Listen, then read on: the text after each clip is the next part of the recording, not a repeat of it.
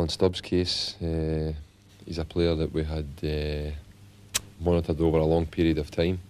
An emerging talent in England, and one which a lot of big clubs down there were interested in. And I think a bit of good fortune on our part that we moved and did the deal very quickly, enabled us to get him.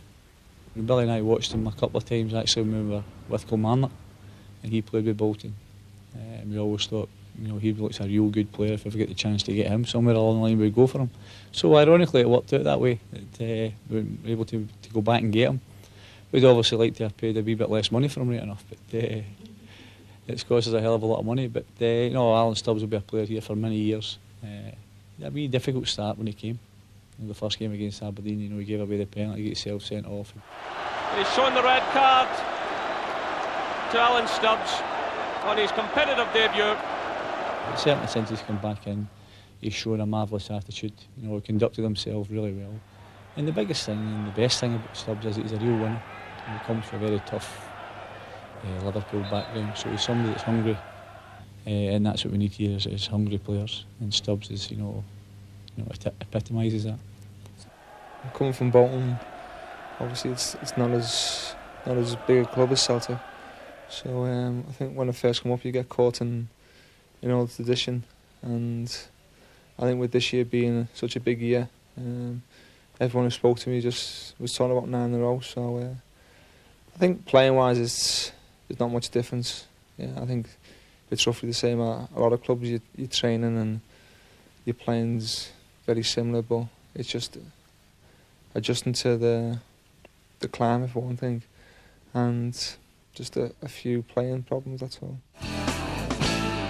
I don't like interview because for me, and speak my feet in the pitch.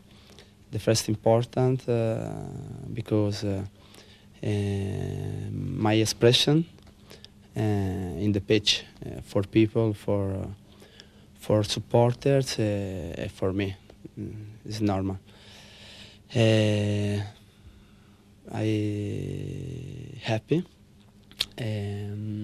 because in the first moment when I came in Glasgow, arrived in the first morning in Glasgow, I have a lot of friends, very nice people, Scottish people, but Glasgow different people, no? For football, very, very crazy. It is lovely for me because when I stay inside the pitch, this atmosphere for me, my life. Thank you very much, my friend. See you. Paulo Di Canio was also a player that we tracked all last season, and Milan at different times in the season he was available, and then they got an injury and they had to keep him and that type of thing. But Paulo, the one thing we knew was Paulo was desperate to come to the club, and so we felt confident about eventually getting him. He brings to the side a bit of individualism. Here's Di Canio. Well found by Van Hooydonk for Di Canio. Di Canio was one that at 27 years old he'd been to all the big clubs in Italy. He'd been to Juventus, he'd played with Napoli and AC Milan. Fabulous talent. But was possibly unlucky that he was never a real regular player with any of those clubs. He always seemed to be somebody that'd be there in the squad, on the bench, coming on for a game or two, then back out again, which is maybe normal for a club like that to have quality players like that just basically on standby.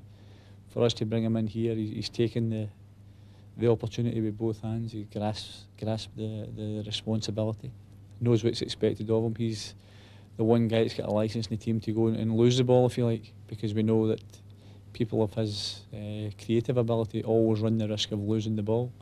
But that's the price they pay, and it's a price we're prepared to accept, because most of the time we'll be creating havoc on the other team's defence as opposed to causing us problems. But he's settled in very well, plays with a great spirit, Maybe overdoes it a wee bit at times, but I mean, we can forgive him for that because he puts his heart and soul into it, and he's got a real affinity with the supporters here now. And he feels a great pride in playing for Celtic, and he wants to do everything right. So we've been very pleased with him.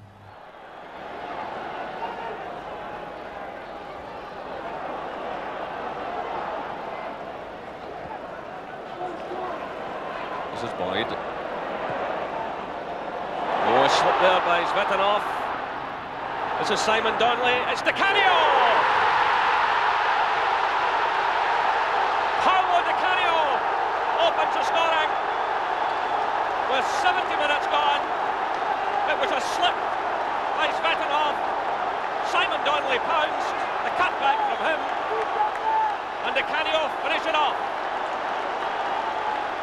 Long ball played through, a slip by the defender. Donnelly did well here, away from Diary, put it back to Di Canio. Celtic 1, Aberdeen 0.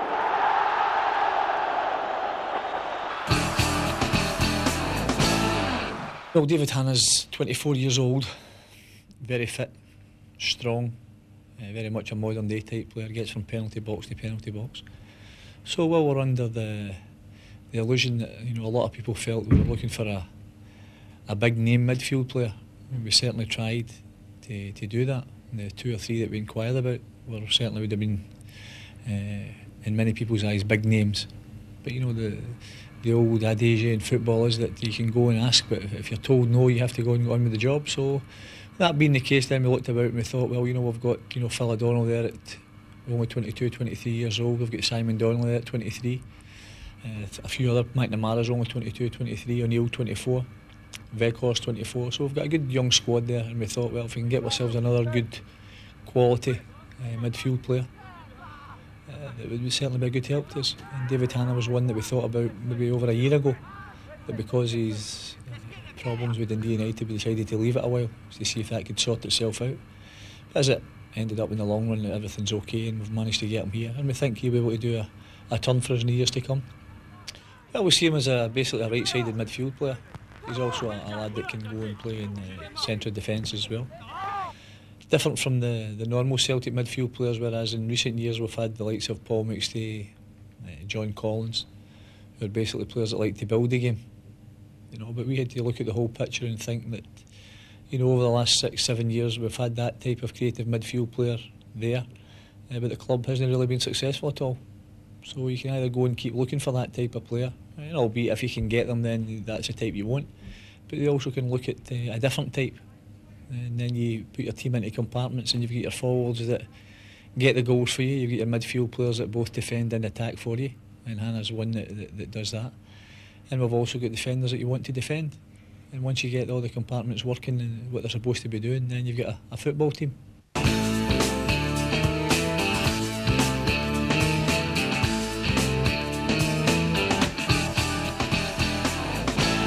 Really looked forward to that day. There was a massive wall of noise, and when the team came on just before the game, everybody was ecstatic.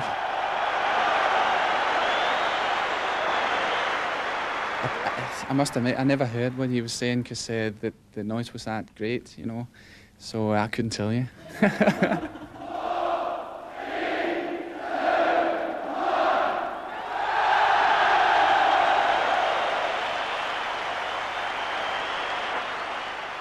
And the noise is absolutely, it's like a crescendo, just builds up, and it actually feels as if your ears are going to pop.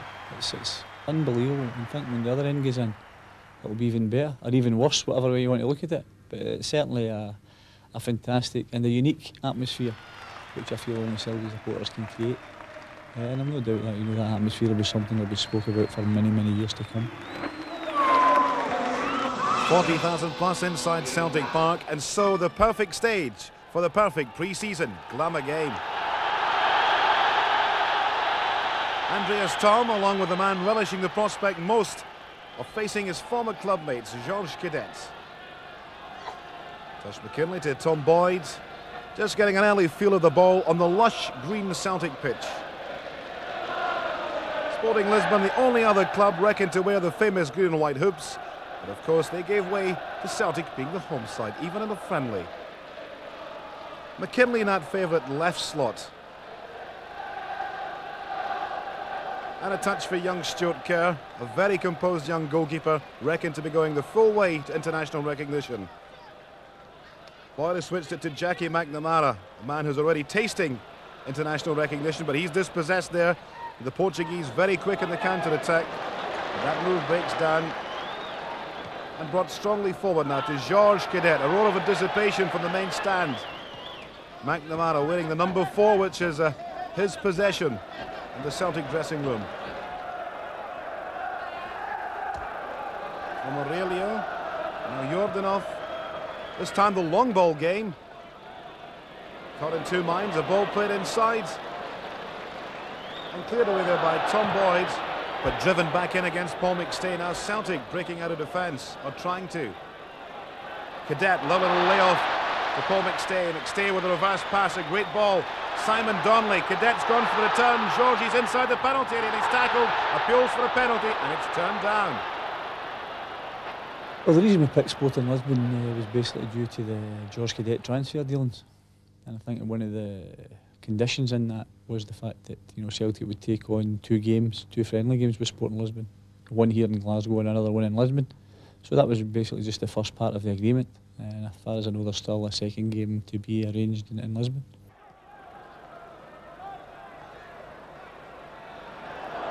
Josh McKinley, typical style, the head is down, he's motoring. Good overlapping play here by Tom Boyd. The cross comes in but no takers, and the Portuguese defender forced to put it behind for a corner. Tom Boyd getting appreciative applause of the Parkhead crowd. McNamara with the flag kick. O'Neill goes in with the header, tries a second chance with a hit kick, and George Cadet pivoting on the ball, but he couldn't keep it down. He applauds the setup. The fans applaud Cadet. And the sudden long surge. Taking on Tosh McKinley, he backs off onto the left foot. That's a good cross, a chance for Misi, and a very good save indeed by Stuart Kerr. That will do the young goalkeeper's conference the world of good for the rest of the season as well. Now the resultant corner, touched away by Brian O'Neill. A chance on the edge of the penalty and a good blocking again. And Tosh McKinley now brings it away out of defence. The hoisted ball, it's George Cadet, one-on-one with Oceano Cruz. Well, he may have been a Portuguese pal, but he's pulled him down. And Kenny Clark, the referee, pre-season friendly or not, it's a red card. And Cruz takes a walk. Not plain sailing at Parkhead for the Portuguese player. George Cadet had the beating of him. Some consolation from his teammates.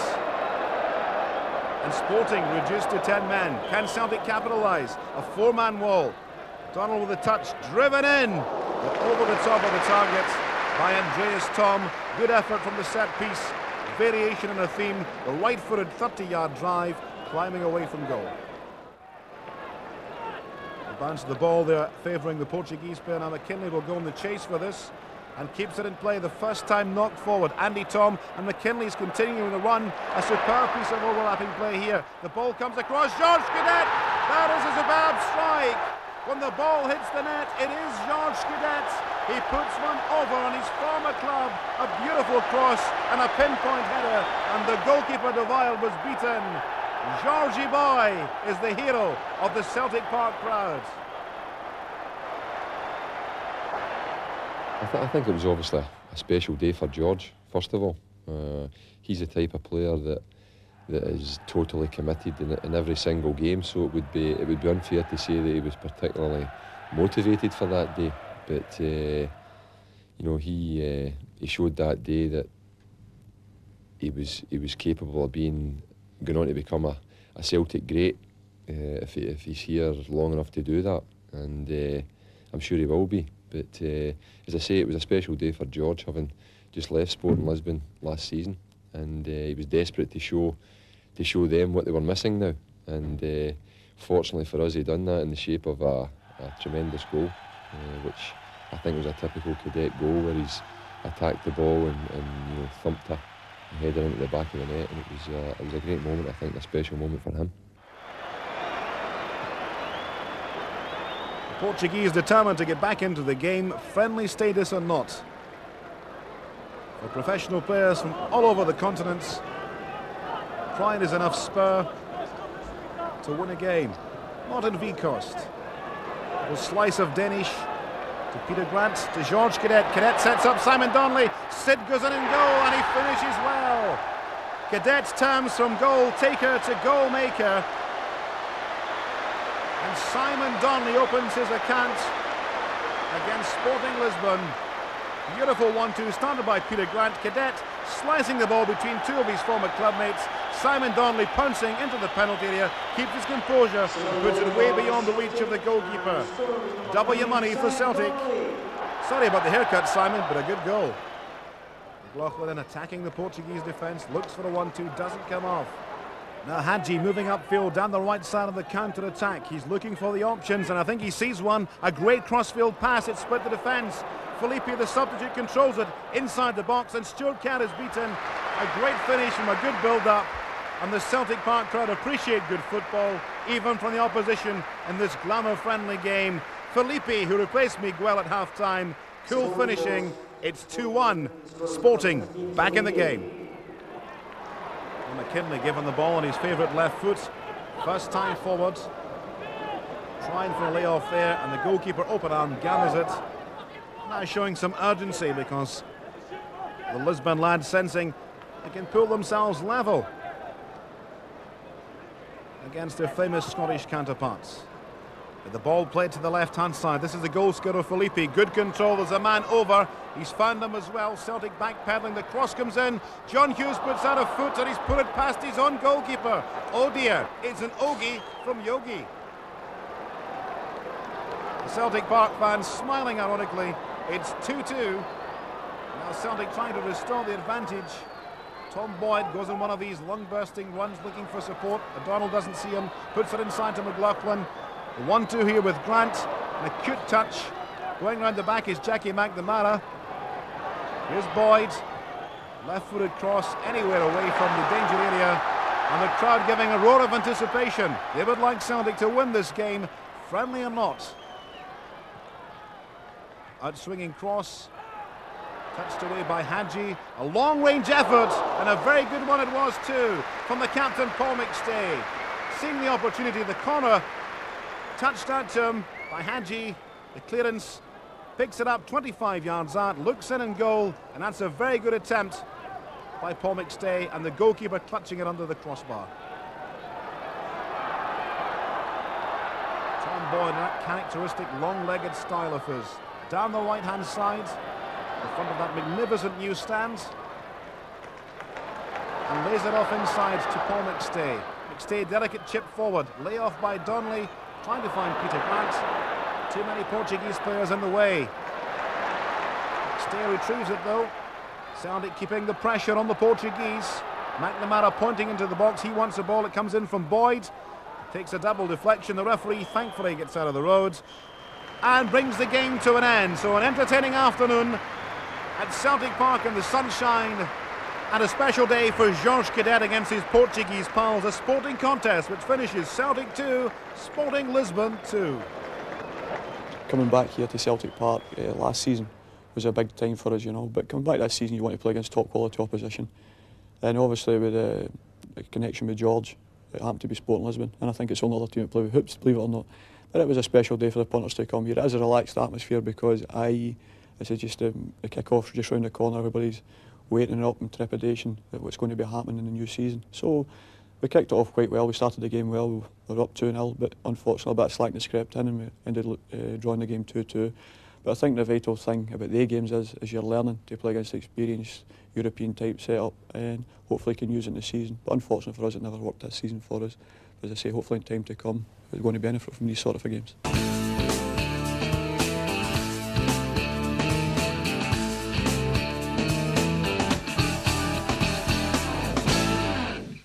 I feel it is basically a coaching thing. I think that the European players get coached a different way from the Scottish players. I think the Scottish ones are all basically through a Scottish mentality. We've all been coached by someone who was Scottish, who learned from someone else who was Scottish all down through the years. So we're all products of that. And while there's many good qualities in Scottish football, I think to take the step beyond into the real big league, think you need a wee bit more technical awareness, tactical awareness, for want of a better expression. And I think the only way we can do that is to possibly, at every level, look to try and bring in the quality coaches from the continent. We play one way come Saturday, Wednesday, and when we get into a European game, we change the way we're supposed to play. Whereas European teams play the same way, home and away, because they don't need to change their game whatsoever. And I think that's how we're so far behind, and because they're used and they're comfortable at playing in these certain positions, where we are asked to say the typical Celtic ways to attack. Whereas you get into Europe, you do that, you're going to be ripped apart.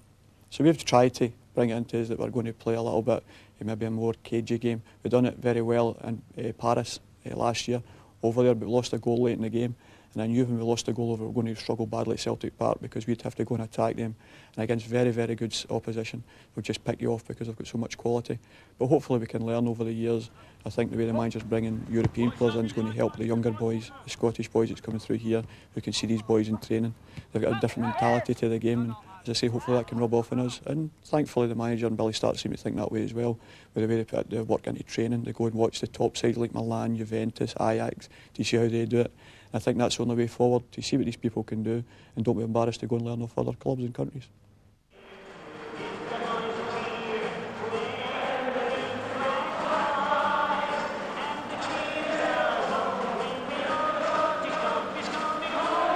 It was special for me because I think it was my first European night as skipper, so it was a big night for me personally. But as you say, we never played particularly well in the game, and to be fair, Kazici were a better team than people gave them credit for, and I'd said that after the first game when we drew 0-0 over there. I thought they would give us a very hard game at Celtic Park, and that's the way it turned out. A long hoisted ball from the visitors, headed away.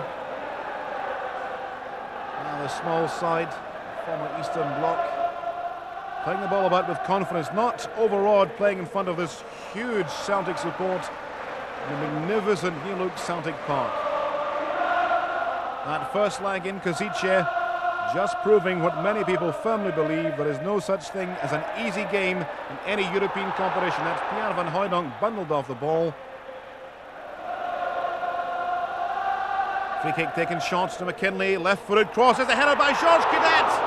Almost on target, the goalkeeper was struggling across the face of the goal line. A great cross from McKinley, and Cadet in front of the defender, a lovely header. Celtic struggling at the moment to find their rhythm as Van Hooijdonk just touches it on McLaughlin. 3 men on top of him right away. Does well to get the ball free, but Kozici pick it up. The flame shirts coming forward. Przenika taken out of the play, no free kick. Celtic get it away, right-footed forwards. 1-on-1 here, Andy Tom, can he get round the defender? He's being hauled back by Chvara. Andy Tom has won a free kick, surely. In a dangerous position as well. And a chance now from the set piece. The goalkeeper on the near post asking for cover, only a 2-man wall. Andy Tom, right-footed ball, fires it in. A diving header from Big Pierre, wasn't far away. Yeah, when we talk about this game, we need to talk about the first game as well, because I remember when we played in Kozice, it was quite difficult. We lost Simon Donnelly in the second half with a red card, so we had to play, I think, half an hour with 10 players against 11, and it wasn't easy. So we haven't got a goal, so we played a draw there. 0-0, it was a good result for us. But we knew if Kozice would score here at Celtic Park, we have to score 2 to go through the next round. So it was quite difficult. Everybody expected a victory, especially supporters. We as well, it's normal. Celtic now building patiently from the back. Patience being tested though by a very well organised Kozice side. A sterner test than many of the Celtic faithful would have thought. There's a long hoisted ball, Pierre van Hooijdonk. He was nudged indeed by that man, Przenika. Pierre back on his feet. And a free kick to Celtic in a good position. He takes up his post inside the penalty area. Andy Tom, hands on hips. What can he do with the ball from the set piece? It's about 35 yards out. A long run. Is he going to have a crack at goal? He does. It takes a deflection for a corner. That ball was motoring. It came off a Kasici defender, and Andy Tom knows that could have been on target. A wicked deflection from behind for the flag kick. It was a kind of frustrating night because we just couldn't seem to get the goal that we wanted, to settle our game down and be able to pass the ball about.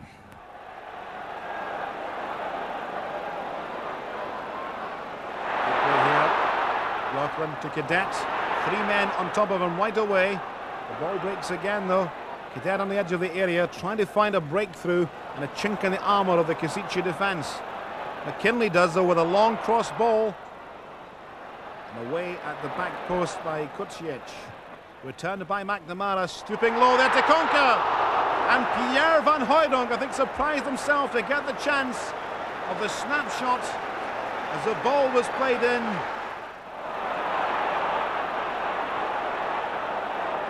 Tension in the night sky over the east end of Glasgow, with no scoring in the preliminary game. Now can Cadet make the difference? Gets past one man. Great play by George Cadet. Couldn't beat that tackle though.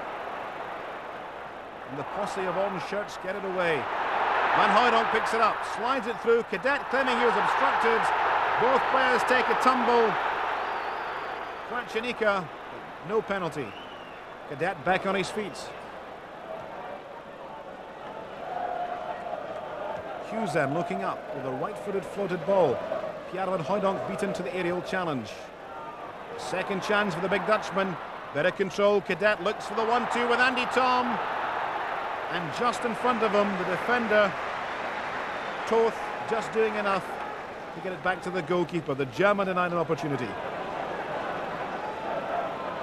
Kasici breaking upfield.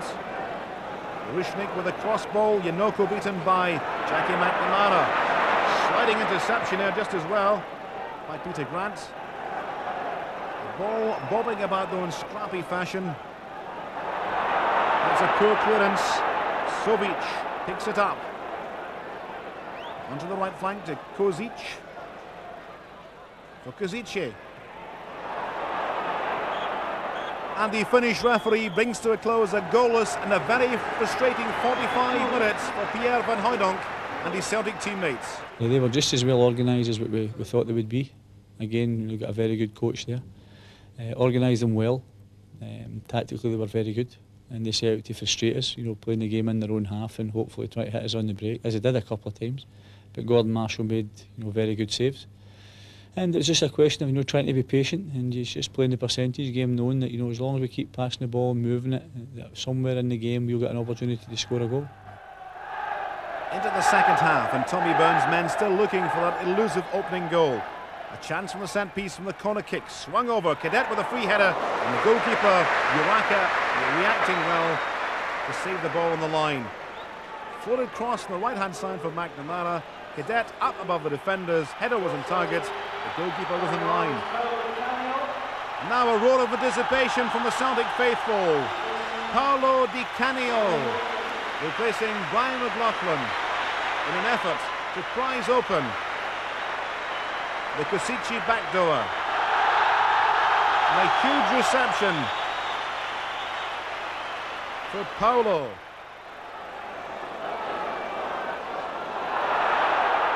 Waltzing down the right-hand side, Tom Boyd beats one. He can't beat an illegal challenge, or so think the Celtic crowd, and does the Finnish official. A free kick to Celtic in a useful position. Boyd supplying the cross, almost a header in there. Hitch kicked away, driven in again, bagatelle fashion by Peter Grant. Now McNamara comes off a Kasici player. Andy Tom.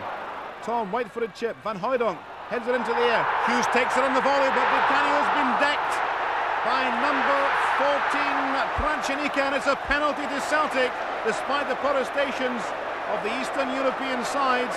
The captain being called over by the referee, Kozic. And now Pierre van Hooijdonk keeping his composure. The big Dutchman. A chance to put Celtic into the lead and perhaps into the first round proper of the competition. And Hooydonk comes forward, casually almost, right-footed strike, and a great stop by Uraka, the goalkeeper. It breaks loose, Vikos with a chip cross, and the goalkeeper palming it away, surrounded by his teammates who take the congratulations. I think we missed the penalty just 6 minutes before the end, so we had 6 minutes more. And the extra time, I remember we were really tired because we gave a lot in this game. So we were quite happy that we scored this goal we needed that time in a normal time, so we don't had to play the extra time, and it was good for us and for the supporters as well. Celtic then trying to find a way through and avoid the possibility of going to extra time, or even further beyond. Good play here inside the penalty area. Tom sets it up across by Vikos. George Cadet, the Portuguese Prince of Goal grabbers, takes a salute of the Celtic support. Relief around Celtic Park. Set up by Andy Tom, run into the box. Little cut back. Played back in by Vikos. Cadet reacting and pouncing with the left foot. Celtic leading by a goal to nil, much to the delight of those Celtic supporters. Kazici were a very physical side, and whilst not a major force in Europe, they were more than capable and were a real test for us so early in the season. They were a wee bit further into their season, so they were in better physical condition. I don't think we played badly in that game. I think we had a number of opportunities, particularly early in the game, which if we had scored with would have made things a bit easier for us. But I think because of that, they deserve credit because they kept at it. We missed a penalty, which may have been crucial, but they didn't let their heads go down. They worked right to the end, and they got their just reward by scoring the vital goal with a minute or two to go.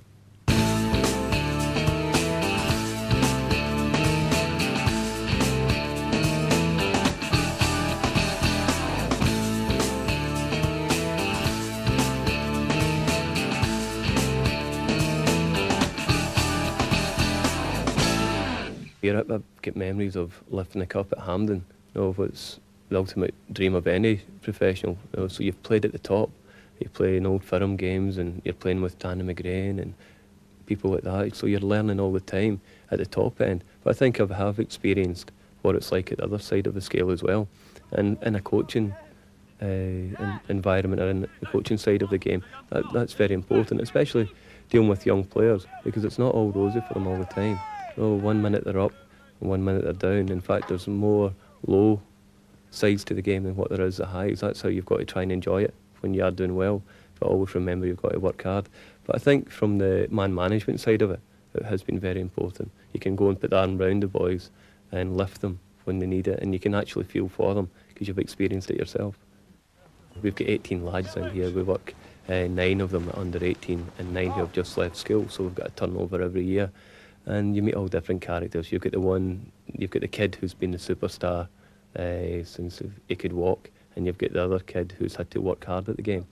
There's some who are very confident, some who need a boost, and you've got to make sure that you handle the group well, but also the individual. Winning the BP Cup and winning the league, I think it's important to Celtic to have winning teams, but in the youth development side of it, the most important thing for Celtic Football Club is to get players through the system, and obviously try and ultimately save the club money. We need the top class foreign players as well, but I think you need your homegrown players who have got the feel for the club and obviously the environment that they live in as well, and they can also help the foreigners to settle in. So it's important that we get the John Paul McBrides, the Barry Elliots, the Mark Anthonys, the Paddy Kellys all through the system. And to me, it gives you as much pride to see the boys play in the first team as it does to win any trophy.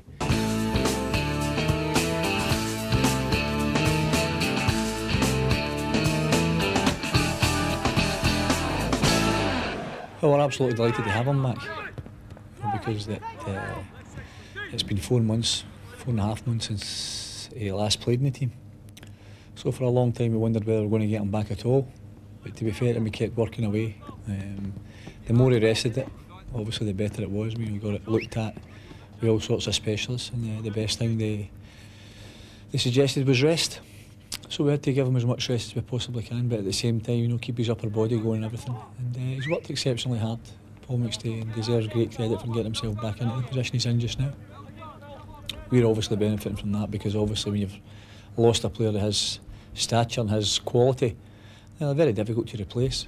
You know, obviously you miss that, and that's certainly been noticeable in our team. It's been frustrating, being left out because of the injury, but delighted to be back. I think it's at the start it was hard to handle. You're wondering where your career was going, but latterly, you know, once you get near the sort of finishing line as far as fitness goes, I was feeling good and looking forward to being back in the pitch. And I've been involved in a couple of games so far and feel good. Yeah, there's been one or two new players, yeah, Big Alan Stubbs, Paolo Di Canio, who have come in, and I mean, they've added something to the squad, and it was great to be on the pitch alongside them. But the team still play the same way they want to play football, and it was easy to fit in. Paul's MB, I think everybody at the club's delighted for him. I think it's a great tribute to his family also, because he's obviously been very well brought up. Paul McStay, the whole McStay family are very special. So we're thrilled for them, for his mum and dad and his wife and his children and everything. It's a marvellous honour, not only for Paul, for his family, but also for the club. Yeah, I'm looking forward to it, yeah. It'll be a happy day taking the family down there to London. And hopefully it is London. And as I said, it's a family thing as well. They've stuck by us through my career. My mum and dad, my brothers in the early days, and for the last 8 years, my wife Anne Marie, she's stuck by us, gave us the backing I've needed, and I mean, it's great for them as well. I'm happy for them, and I'm sure we'll all be going down to take part in it all.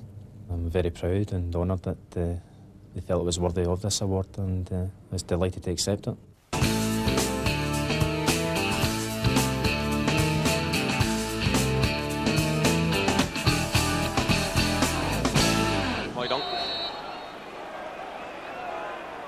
And he hits it well. Oh, magnificent goal. Still Celtic push forward. The chance on for Andy Tom. He scored. Andreas Tom, who scored here last season, with 30 seconds of stoppage time, gets a valuable point surely for Celtic.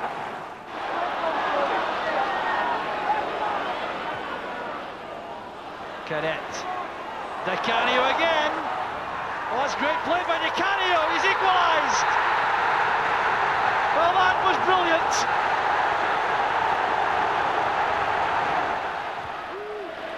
Hughes with a clearing header. Cadet races after the ball. And it's a very good bit of play by Cadet. Doing Gary Tallon a favour, I think. Here's Tom for Celtic second. Brilliant play again from Celtic. Grant now to Di Canio. Celtic now the counter, and they could punish Kilmarnock here. Here's Cadet, this could sell it all. 3-1 to Celtic. George Cadet, the maker of the opening 2 goals, the scorer of the third. Stubbs calls there. That was his ball. Good challenge by Grant. And Cadet, now it's Van Hooijdonk. Andreas Tom, the Canio's the far side. Cadet's there as well! 2-0.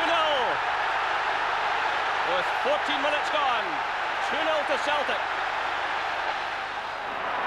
Ball breaks down for Hibs, so it's Peter Grant who plays it through. They've played a minute of stoppage time in this first half. Here's the Canio for Celtic. Cadet's through the middle. Van Hooijdonk's the far side. Tom's there in support. Cadet! Brilliant play by Celtic, it's 3-0. Well, I think the quality of play that day, although Hibs went behind early doors to an OG, but we never really let them settle, and then we took the game by the scruff of the neck and really imposed ourselves in Hibs that day, and then ended up 5-0 winners. It was a really good game. The Celtic fans basking in the sunshine and enjoying their team's performance. An afternoon of relaxation for them. They're leading by 3-0. Could be another one here. There is. Brian O'Neill. It's 4-0 to Celtic. Brian O'Neill. O'Neill is quite deadly from these set pieces.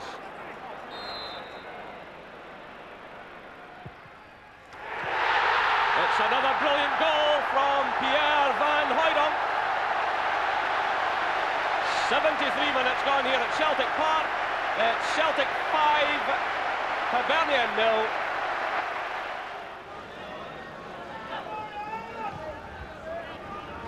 McNamara, bit of space to utilise. That's for Andreas Tom. It's a very good run. Great goal by Tom. 8 goals, yeah. It's good for a midfielder.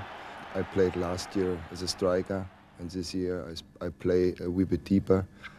And I think it is better for me and better for the team, so I can use my space more. And I think it is a better position maybe as last year. You know, when you play as a striker, you always have a defender in your back, on your tools, on your neck, wherever. And as a midfield player, you have more space. You can try a lot more, and it's maybe easier to play. Maybe for myself as well.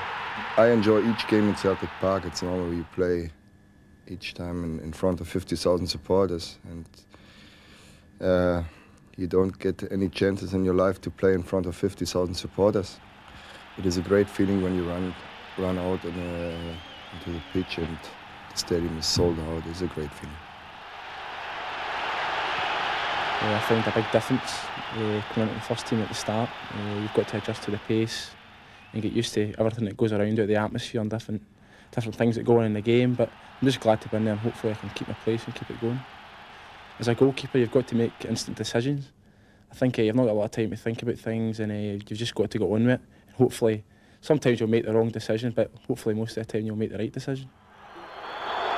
20 minutes to go. Gascoigne steps up. And Kerr has saved a Paul Gascoigne penalty in his first all-firm game. And he's kept Celtic alive again. I think that gave us great confidence when the gaffer stuck with me for that game. I think that's the hardest part of being in the first team. I think you can do well for a couple of games, but I think the hardest part is actually staying there and keep your consistency up.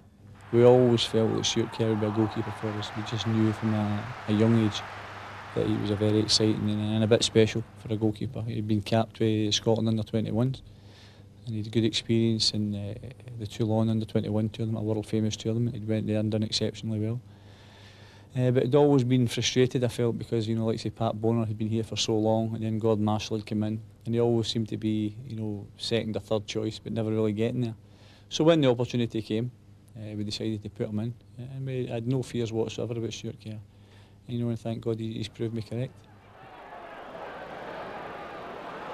It's Rowson again, getting in a good cross. It's Windass. It's Dodds. Great save by Stuart Kerr. Superb save by the young keeper. I felt the most pleasing result so far would have definitely been the Aberdeen game here, where we were actually without Andy Tolman, we were without George Cadet, we were without Pierre Van Hooijdonk, Phil O'Donnell, Paul McStay, and we'd put in the likes of Chris Hay, Brian McLaughlin, Simon Donnelly played, Jackie McNamara, and Stuart Kerr. So we had about 5 players under 22 playing that day against the team that have done very well this year, Aberdeen. They've spent a few million, a couple of £1 million in improving their squad. I think that's been proved in their performances. So it was a difficult game for us to be minus so many players. But that was the most pleasing, because the young lads went in and done exceptionally well for us on the day.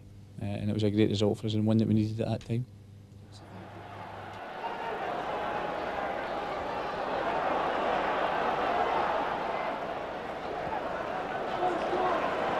This is Boyd.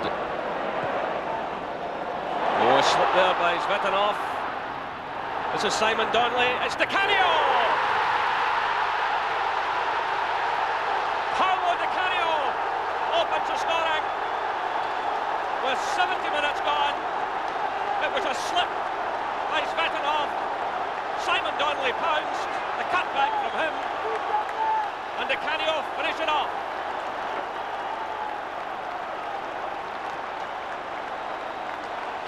So Crusade is going off, and Barry Elliott will come on to this big stage. Young man of 18, came through the Celtic Boys Club, signed just last year. Well, I found out on a Friday that I was into the squad for the game on a Saturday. And obviously it came as a surprise because I'd only played in the youth team and reserves before that. So to be picked for the first team was a great thrill.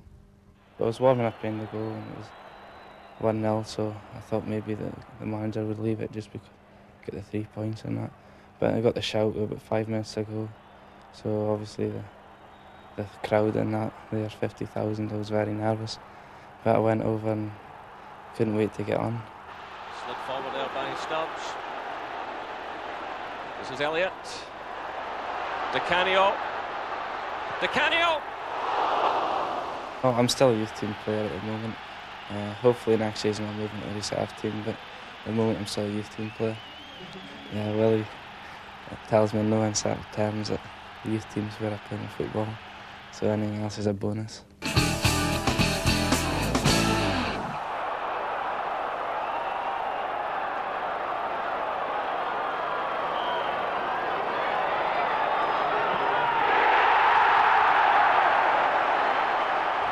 Going into the Motherwell game, certainly very difficult because, you know, obviously the club's on a bit of a downer, the supporters would turn up on a bit of a downer, and it's a question of, you know, getting to the players and saying to them but the positive things in the Rangers game, that they've went into Ibrox and they've played so very well, and with a wee bit of luck we could certainly have won the game and would have deserved to have won the game.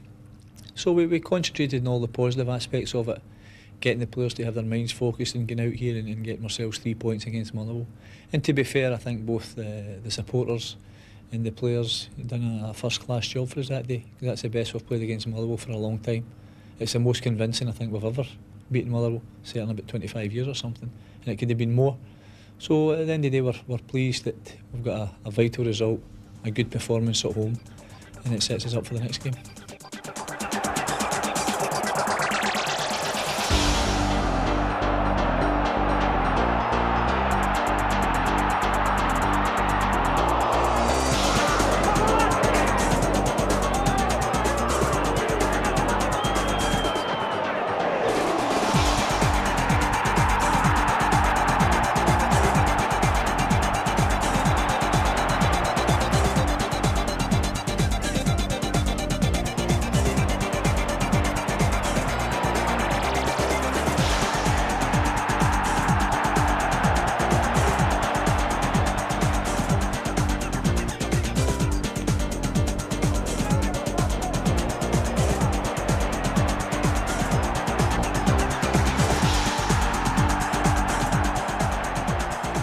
Our hopes are the same as what they were at the start of the season. And I think that at the moment, if we win both our games in hand, Rangers are, I think, 8 points ahead of us. But you know, 2 draws and a defeat, and they come right back to shoulder with us again.